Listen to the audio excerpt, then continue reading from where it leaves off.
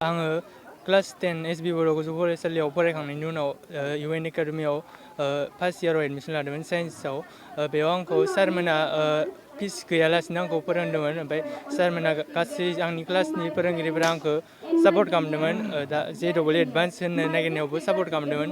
जाहाथे न'आवबो अनलाइन कर्सफोर लानो थाखाय अनलाइन क्लास बेनि थाखायबो सापर्ट खालामदोंमोन आंखौ। ओमफ्य आं डाउट्स थानायफोरखौ सोंनायफोरखौ खोन्थादोंमोन। ओमफ्राय नांगौबा गावसिनाव खाथियाव थांनानै क्लास रुमाव थांनानै सोंहैनो होदोंमोन आरो सारमोना।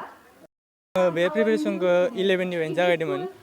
11निफ्राय जागायनानै 11आव आङो बारा मोजाङै फरायाखै माने सानसेयाव JEE मेन्स एडभान्सनि थाखाय 2-3 घन्टा बिदिल' फरायदोंमोन। ओमफ्राय आङो क्लास 12नि जोबथाहालागै JEE एडभान्सनि थाखाय कुइसन प्रेक्टिस रिभिजन गासैबो लाफानानै 12-13 घन्टासो फरायदोंमोन क्लासखौ लाफानानै।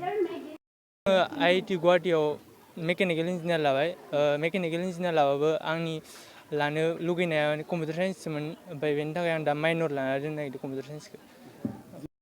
माने क्लासावनो सबबो कम्पिटिसन थानांगौ आरो माने क्लासाव बयबो बेफोर एग्जामफोरनि थाखाय निटआनो जा जेनि थाखाय बेनि थाखाय कम्पिटिसन थाबाथाय बांसिन मोजां जायो। फरायनो थाखायबो मोजां जायो आरो सोरगिदिं रायलायनायफोराबो बेलेग जायो नालाय।